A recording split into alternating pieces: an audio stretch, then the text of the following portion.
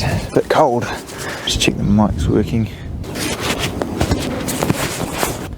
You know, it's funny, I actually never really liked the CL9 shape Accord. I always preferred the newer CU2 one. But naturally I wanted a manual one, and so after searching around I found that there's actually fewer than 70 left in the whole country. And as a result, finding a decent one would probably be near on impossible. Besides, I mean, after driving one, the manual box just felt like an afterthought. It was like it was designed to have an auto from the start, and they just threw in a manual option to keep those who owned manual Accords in the past happy. And I just assumed that the CL9 would be much the same, only older, so less refined, more noisy, yada yada yada. I remember looking out the window at work one day and seeing this car out there, and I didn't really think much of it, to be honest. I mean, it looked reasonably tidy, but it's probably auto, maybe just in for an airbag recall.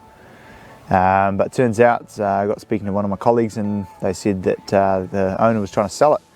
So went and had a look and was quite surprised to see that it had one owner from new, full service history, and it was manual. I remember getting it home and parking it up next to my Integra and taking another look at it and going, I started to warm to it, I suppose, but I still thought it looked a bit sort of squinty-eyed and had little piano casters for wheels. But looking back, buying it was probably one of the best decisions I ever made. The first thing I liked about it straight away was the ride comfort. I mean, the 17-inch wheels, while they may be fairly small, are bolted to some really premium double wishbone suspension. And what that allows it to do is to keep the contact patch of the tyre glued to the road all the time. It strikes a really great balance between cornering flat and level on a twisting back road and soaking up the bumps on the Wellington streets fantastically well. Yeah, the steering feels great too. I mean, it's a hydraulic unit and they always naturally feel more sort of connected and involved than their electric counterparts, and this one's no exception.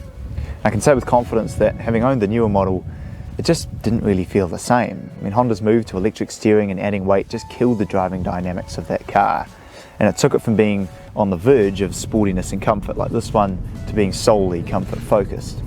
Yeah, I think the interior's aged reasonably well. It was definitely helped out by the fact that it was quite advanced for the time. I mean, it's got a really nice LED backlit gauge cluster, a great sounding stereo, a very comprehensive trip computer, plenty of room in the cabin and boot. And I mean, while it may be nearly 15 years old, everything just still has that typical Honda quality feel to it, with premium materials and plastics throughout the cabin. I mean, to make this motor, Honda basically just took a run-of-the-mill K20 out of a Civic, crammed an extra 100 cc's into all 4 cylinders, changed the 0 to a 4, and voila. Now, they only found 140 kilowatts in there, but in the process they stumbled into a whole bunch of low-end torques, 233 of them. As a result, they created a very strange Honda engine. I mean, it's got iVTEC, dual overhead cams, and a 7,500 RPM fuel cutoff, all the makings of a typical Honda Screamer, but it just isn't. It's not especially quick to rev, not helped by the electronic throttle, and it really just peters out above 6k. I mean, there just isn't a whole lot going on up there. I mean, sure, it pulls like a train from down low, but what's the point if it's no fun up in the red zone?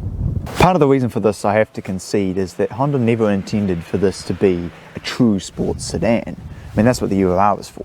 But thankfully, it did still capture some of the essence of its sportier cousin. I mean, the shifter just feels phenomenal, and the brakes are excellent, and the seats are really comfortable but still have a good amount of bolstering.